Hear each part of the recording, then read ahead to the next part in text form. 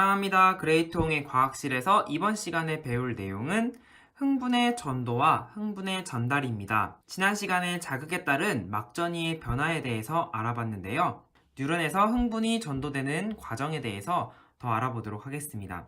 자, 뉴런을 간단히 이렇게 그려놨는데, 자, 뉴런의 한 부분이 자극을 받아서 나트륨이 유입되고 탈분극이 일어나고요. 활동전이가 발생하게 되었죠. 그런데 이 나트륨이 세포 안에서 양쪽으로 이렇게 확산이 됩니다. 이 확산된 나트륨에 의해서 인접한 세포 안쪽의 막전이가 증가하겠죠.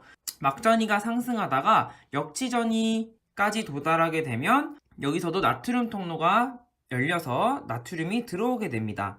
자, 그러면은 이 인접한 부위에서도 탈분극되고 활동전이가 일어나게 되는 것이죠. 이러한 원리로 인해 탈분극이 옆 부위로 퍼져나가고 새로운 활동전이를 일으키게 됩니다. 그리고 활동전이가 발생했던 부분은 칼륨의 유출로 재분극이 일어나게 됩니다. 이렇게 탈분극, 재분극 과정이 다음 부위에서도 반복되어 활동전이가 축삭돌기를 따라 이동하게 되겠죠. 이 원리를 통해서 흥분이 전도되게 되는데요. 자, 흥분의 전도 방향은요, 한 뉴런에서 활동전이는 자극을 받은 곳에서부터 양쪽 방향으로 이동할 수 있습니다. 자, 만약에 자극을 받은 곳에 탈분극되어 활동전이가 발생했다고 치면 나트륨은 양쪽 방향으로 이동하여서 활동전이가 양쪽 화살표를 따라서 이동할 수 있게 되겠죠. 그래서 A와 B 모두 이렇게 활동전이가 발생할 수가 있습니다.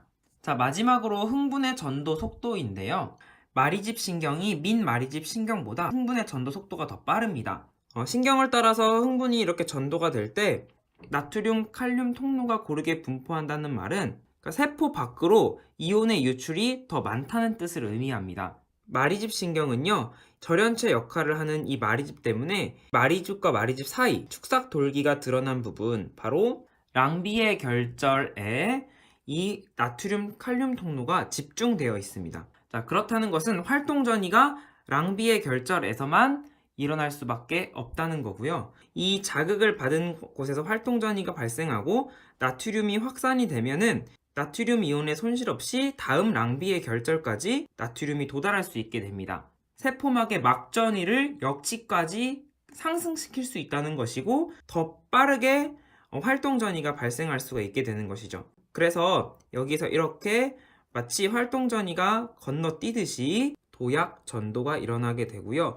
빠르게 막전이를 상승시켜 활동전이를 일으킬 수 있기 때문에 흥분 전도 속도가 빠르다라고 생각하시면 되겠습니다. 결국에 이 마리집에 자극을 주어도요, 나트륨 통로가 없기 때문에 활동전이가 일어날 수가 없습니다. 자, 그럼 이번엔 흥분의 전달에 대해서 공부해 보도록 하겠습니다.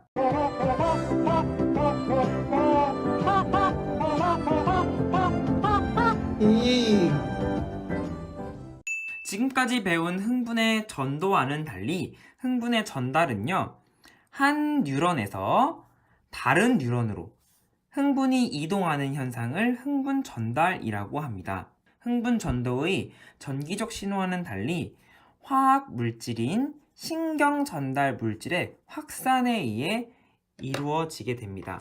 이 속도는 흥분 전도보다 속도가 느린 특징을 가지고 있습니다.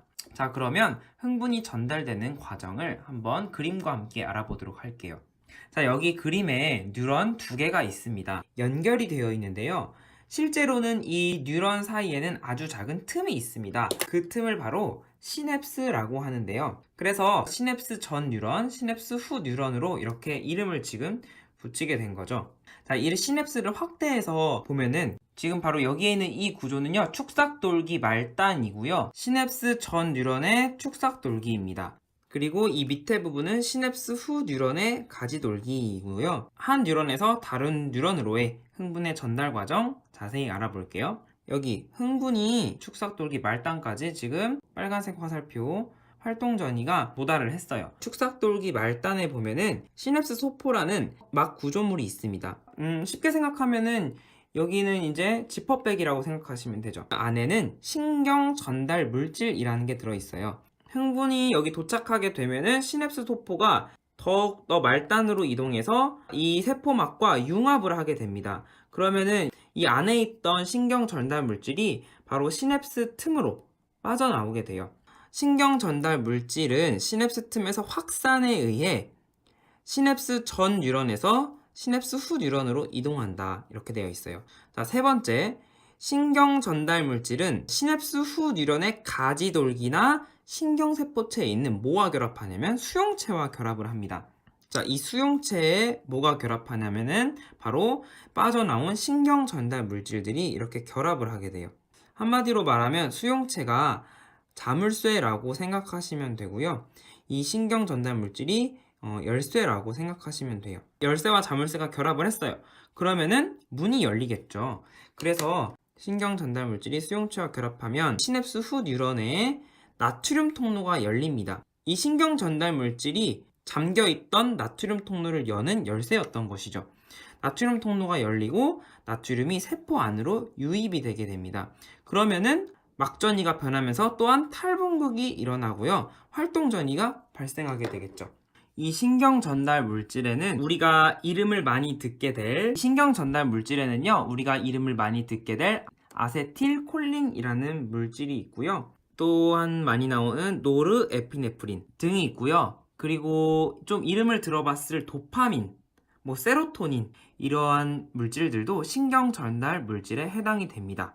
이런 흥분 전달은요, 방향성이 있는데요. 자, 흥분 전달은요, 시냅스 전 뉴런에서 시냅스 후 뉴런으로만 이동할 수 있습니다. 이 역방향은 안 됩니다. 왜냐하면 축삭돌기 말단에는 시냅스 소포가 있어서 신경 전달 물질이 방출이 될 수 있어요. 하지만 가지돌기나 신경세포체에는 시냅스 소포가 없기 때문에 안 되고요. 또 한 가지는 가지돌기에는 신경 전달 물질의 수용체가 있지만 축삭돌기에는 수용체가 없다라는 것도 이 흥분 전달이 시냅스 전 뉴런에서 시냅스 후 뉴런으로만 갈 수 있는 이유에 해당이 됩니다. 자, 마지막으로 흥분 전도와 흥분 전달을 비교해 보자면 흥분 전도는 하나의 뉴런 안에서만 일어나고요. 흥분이 전기적 신호로 전달이 되고 양쪽 방향으로 전도가 될 수 있습니다. 그리고 속도가 빠릅니다. 반면 흥분 전달은요, 하나의 뉴런에서 다른 뉴런으로 이동하는 거고요. 그리고 신경 전달 물질이라는 화학적 신호에 의해서, 그리고 방향은 한쪽 방향이고요. 속도는 흥분 전도보다는 흥분 전달이 느린 이런 특징을 가지고 있다까지 정리해서 알아두시면 좋겠습니다. 흥분의 전도와 전달이라는 다소 어려운 주제로 지금까지 공부했는데요. 다음 시간에는 중추신경계에 대해서 공부해 보도록 하겠습니다. 구독과 알림 설정 부탁드리고요. 지금까지 그레이트 홍쌤이었습니다. 안녕!